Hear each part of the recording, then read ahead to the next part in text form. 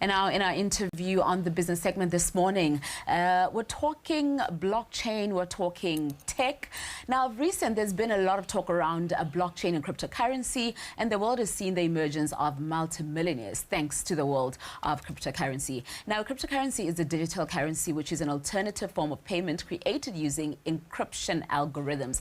The world would have us believe that this is the new norm, new wealth, and is definitely transforming our concept of money. The way things look at this rate, or at the rate at which things are changing, there are many concerns that cryptocurrencies will disrupt traditional financial systems, and very soon we might not even be in need of hard cash.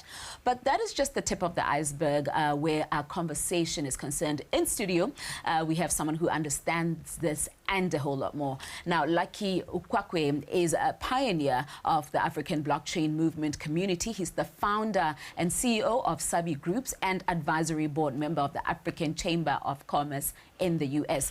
He's an investor from Nigeria who's currently in Botswana and now joins us to unpack the world of blockchain and cryptocurrencies and how it can ease trade in Africa, as well as to talk about investing, especially in tech, on the African continent. Good morning, Mr. Uwakwe. Thank you very much for joining me. Dumela. Likai? Oh, no, that's okay. Now I lost you. That is fine. But thank you very much for joining me this morning here to somewhat, I think initially just unpack the world of blockchain and cryptocurrency, seeing that you're one of the pioneers within the African continent, but predominantly to also just talk about, investing, especially in tech on the African continent. Let's just start with what brought you to Botswana? Okay, so I got my invite to Botswana Digital Innovation Hub. They had some events recently, last Friday, and I was invited to speak.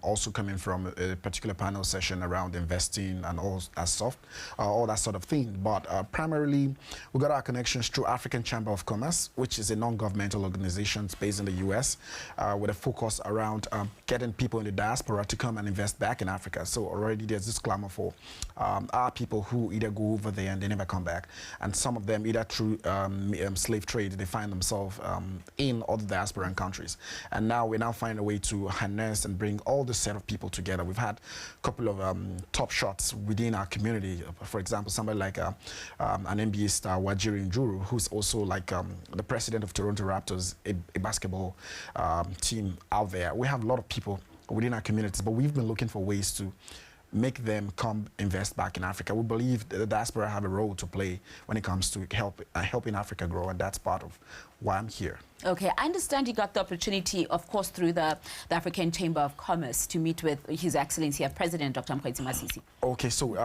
we met the delegation of President Masisi in Dubai, where the president also happened to be around in the Dubai Expo, sometimes in March, all right? And there we were able to create the signage, as well as the BITC, I think that's the abbreviation, where we'll be able to create a signage around telling us the reformation of what is happening within Botswana, actually. And we got so interested that we're like, let's go and see for ourselves what they're really doing in terms of the reformation that is currently ongoing. So there's no better time for us to be in Botswana than now, where we believe that the country is ready to explode and tell the rest of the world that there's more to Botswana than what they already know. So which is a great time for us in Dubai, and sequel to that, I decided to come see things for myself, not just from what we've been told or from communications we've had with the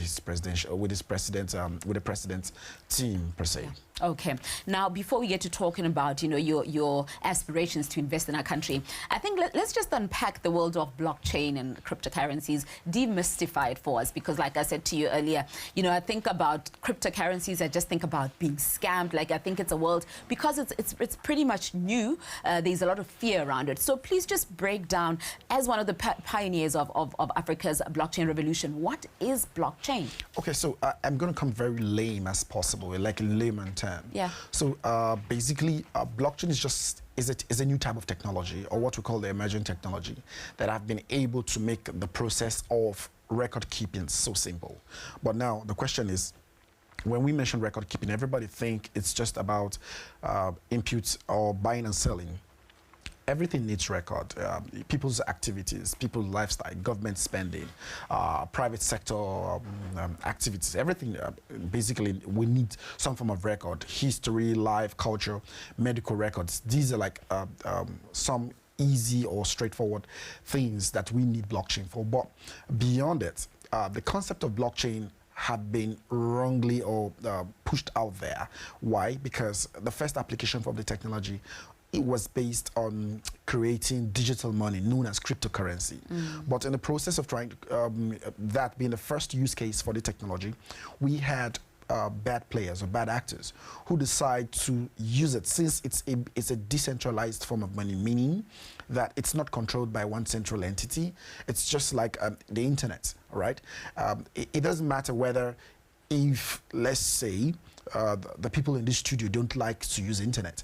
If I have a device that have the ability to connect to the internet, it's there. It's just like radio wave, all right? It doesn't matter whether you believe if it exists or not. If you have a device, you can just connect to it technically, right? So now, but the earliest application of the technology is in the area of cryptocurrencies, meaning people were able to use cryptography to build digital form of money.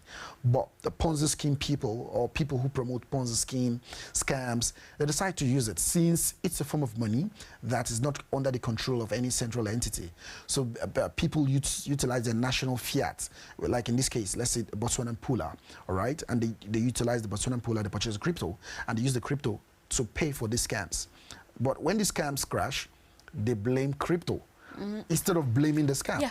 Because I could have as well done Ponzi scheme utilizing Pula without necessarily asking you to give me crypto. Just like I could have also as well done Ponzi scheme by telling you to pay me in dollars. So if the scam crashed, you wouldn't have blamed the dollar. But because this new form of digital currency is something new, you think it's associated with the scam itself. And anytime people participate in a Ponzi scheme sort of, and the scheme crashes, they think everything that has to do with any learning process or thing they used in that scheme are all associated as one thing. So this was like the first bad use case for the technology. Just like in the time of when internet started, like for us from Nigeria, in the era of 2000s, even in 94, that's like in the early 90s, we had our early internet connections in our country. However, we had issues of where scammers, or what they call internet fraudsters, were utilizing email for scamming people. In fact, in Nigeria, for example, the shortest form to say somebody's a scammer is to call the person Yahoo. Yahoo is an email, all right? Because of the abuse of the Yahoo platform. Correct. So Yahoo was like one of the earliest email we knew and we started using. So they started utilizing the email itself for scamming people. And the word, instead of referring to internet as a good thing, we just say anything you're doing on the internet at that time, we just call you a Yahoo person. So like giving it a sort of bad name. Meanwhile, the email is an important tool that makes up the entire ecosystem of the internet. So we're having similar sort of narrative now when it comes to blockchain technology.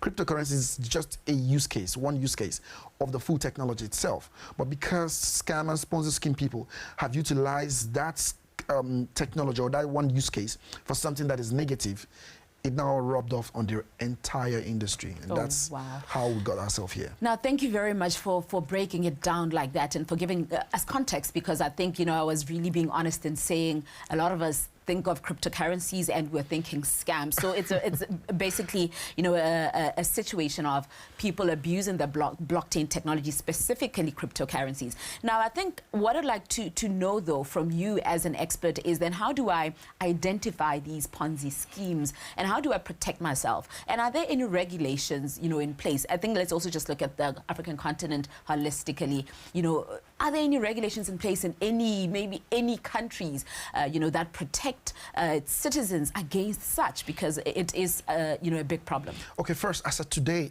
in the world, we already have countries that have now made cryptocurrency as an official legal tender. All right. First of all, El Salvador is one of the first countries in the world to make that. Just within Africa here, we have Central African Republic. The president, the government and the people of Central African Republic have also added Bitcoin, for example, which is an example of a cryptocurrency, as a legal tender. But In terms of regulations in the continent, yes, there are regulations. In fact, we've pushed that, for example, as pioneers or people who are so concerned about the technology itself in the continent for quite a while. But countries like Nigeria, South Africa, Kenya, they've been a bit more proactive in it. But they don't have a full national sort of implementation or regulation in place. Central banks, the Security and Exchange Commissions, the Deposit Insurance Corporations, these are like people who are, or what you in Botswana I learned is FINRA, something like that. These are like bodies that are responsible for primarily regulating anything that has to do with finance or something of that sort. But we never had any country so far, except with the likes of Central African Republic, that have made it an official legal tender, where they say this is the full-fledged implementation. But courtesy of that push, countries like South Africa have now decided to recognize that this thing called digital currencies or cryptocurrencies, whether it's Bitcoin or any sort of form like that, can be treated as a full asset, meaning it's now part and parcel of their lives. They understand that these things are what the younger generations are beginning to tilt to, and it's important that they should regulate and put some sort of check in place.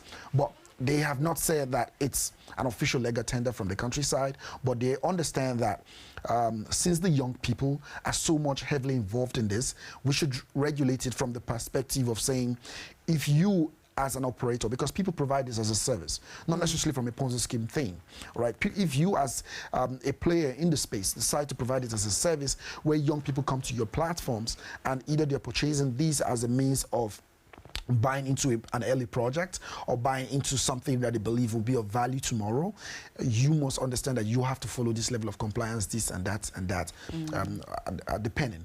And in places like Nigeria, we've had similar sort of conversations. But there seems to be a competition between the private sector players and regulators in particular. Why did I say this? So, like in the case of Nigeria, the government says, hey, for banks, don't facilitate or aid them in the process of anything that has to do with cryptocurrencies. But in turn, they decide to bring their own form of cryptocurrencies. That is, so technically it's now a global thing for almost all central banks around the world. Even IMF have encouraged all central banks around the world to introduce what they call the central bank digital currencies, for short, CBDC. So every country right now in the world, including China, they already have e-yuan. The US is already talking about their own their e-dollar.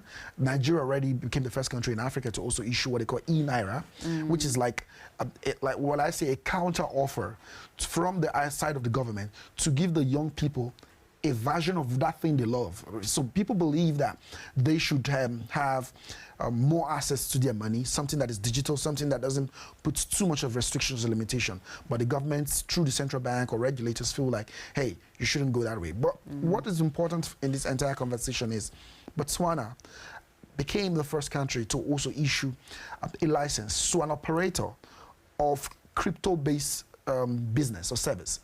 We've never had any country in the continent of Africa that have said this is an approved or regulatory license to enable you operate your business in this and that guidelines. So Botswana became the first country in the whole of Africa to do that. And even beyond just Africa, at least I would say Botswana is competing effectively well with the likes of the UAE, because UAE is also another place, Dubai.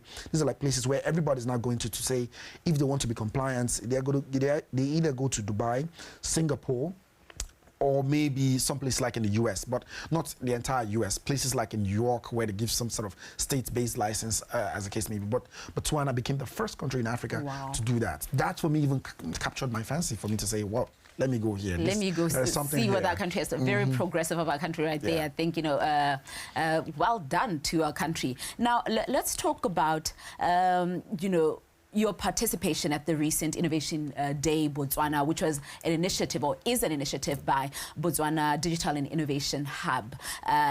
You were part of, you know, I know, a panel discussion. I'd like to believe you were probably also part of, you know, you got to also experience or witness the pitch competition. Just let us know about the role that you played there. Okay, so one important thing I've always loved about the continent of Africa, so I'm more of a Pan-Africanist actually, all right? One important thing I love about my role there is the fact that I was able to bring, will I say, the experience of I've been so active in this industry for almost 10 years, all right? So I was able to bring that level of experience into the conversations. And clearly they could see from the way I was able to throw some certain points or certain questions that, okay, I'm not just a novice in this space. But for the people of Botswana, or for the startups that were part of that Innovation Day Hub, I saw a young set of people who are now willing to create a solution by infusing the technology of blockchain into it. I remember listening to some of the pitch where they were building some sort of a marketplace. Clearly, it seems like the beef industry or the animal industry sort of, it's like a big thing here. Absolutely. But these guys are now willing to say, hey, let's build a marketplace where buyers and sellers can meet themselves, but they don't have to trust each other. So that's one important use case for this technology. You don't have to know me before I can trade with you. I don't have to know you before you can trade with me. And I don't need a middleman to become that trust. Let's trust the technology to do its own part. If you do your part, the technology will release your money. If I do my part, the technology will confirm that I've done my part. So not like some middleman doing anything. And not just that the technology would be able to deliver that. The technology will also show transparently who have done his part or the other part. It doesn't matter whether I'm a friend of Mr. A or an enemy of Mr. B. So the technology is neutral, and that's how it is. So I was able to, interact with some of these young guys, and I saw that these guys have been able to build a solution on a couple of different blockchains. So blockchain technology is not just a technology that is one parallel or one concept. There are different people who have tried to create different solutions utilizing various type of technology, various type of blockchain technology, whether they are using one of the Bitcoin blockchain technology, the most popular one, the Ethereum blockchain technology, or whether they're building it on the Binance or the Algorand type of blockchain. Like in that particular day, one of the guys or one of the team, they were building on the Algorand blockchain. So for the first time, I wouldn't have imagined before coming here that these young guys are already in tune with what is happening in the rest of the world. Yeah. So they don't want to be left behind, and clearly that for me is a game changer for the people of Botswana. Oh wow! And I think it's quite exciting and very evident that you were impressed by what you saw, especially from the pitch competition. Absolutely. Now, my next question is: does that then mean you are willing as an investor to put your money in Botswana? Is that a possibility? That was already the thing I made up my mind even before coming. Okay. All right, because what I learned in terms of the reformation and the policies that are ongoing in Botswana was so exciting to me. I felt like I needed to come and see. But before even coming to see, when I heard about the license that was issued to a company called Yellow Card, okay, this is a free advert now for Yellow Card, all right? When I learned about the license that was issued to Yellow Card, so Yellow Card, interestingly, happens to also be a company that started in Nigeria. All right, but when I learned about the license that was issued to them, of course, they're also operating in so many other African countries anyway. That license alone made me ask the question, what is happening here? Are you telling me that these guys are updated as the people of in Singapore, as the government of Dubai? So if these guys are updated or matching the same level of innovations with the likes of what I'm hearing or seeing in Dubai, then it's worth it for me to come. Why am I going all the way to Dubai to go look for the license that I would have gotten in one African country? Right, and within this continent. For me was that game changer. So personally, yes, I'm willing to put my money in Botswana, and already I've commenced the process in terms of that. I'm also looking at setting up in Botswana, also making sure that it's now time for Botswana story to go out there. Yes, of course, Botswana story is already out there, but I think with what I saw on ground, justice have not been done in terms of what is going out there. I feel there's less of what is really happening to the rest of the world about what's happening in Botswana. There is more in Botswana, such that if we're even able to tell the story up to half of what is truly happening in Botswana, the rest of the world will really be wowed by this country is something. Something of and any particular industries, maybe just quickly because we've run out of time, that you're eyeing. Okay, so basically I'm eyeing emerging tech, specifically within the fintech, the payment side, and agriculture. I think Botswana can feed almost the whole of Africa if properly utilized, and I believe I have a role to play in that space by investing heavily in agriculture. Of course, these are and probably tourism, but of course that's not really my primary area. So it's more on emerging tech, fintech-based type of solutions, or any tech or Gen Z kind of startups that are infusing technologies into their thing, and agriculture in particular. These are my primary areas. Thank you very much, Mr. Lucky Uwakwe, for such an insightful interview. Thank you very much for having taken time out to have this chat with me this morning. Appreciate it. You know, first of all, demystifying blockchain technology, and also just, you know, getting into the world of tech, as well as your, you know, not even just potential investment, but the process, you know, that you're currently undertaking to become an investor in our country. You know, thank you very much for that for the time you spent here. And by the way, the process of registering a company in Botswana is like one of the easiest you could get in any part of the world. Is it? Like I said, Botswana stories have not probably been told. Okay. The rest of the world needs to hear this. Thank you very much for that. You know, this is a conversation that definitely needs to continue, but it's time for the news right on the other side of this.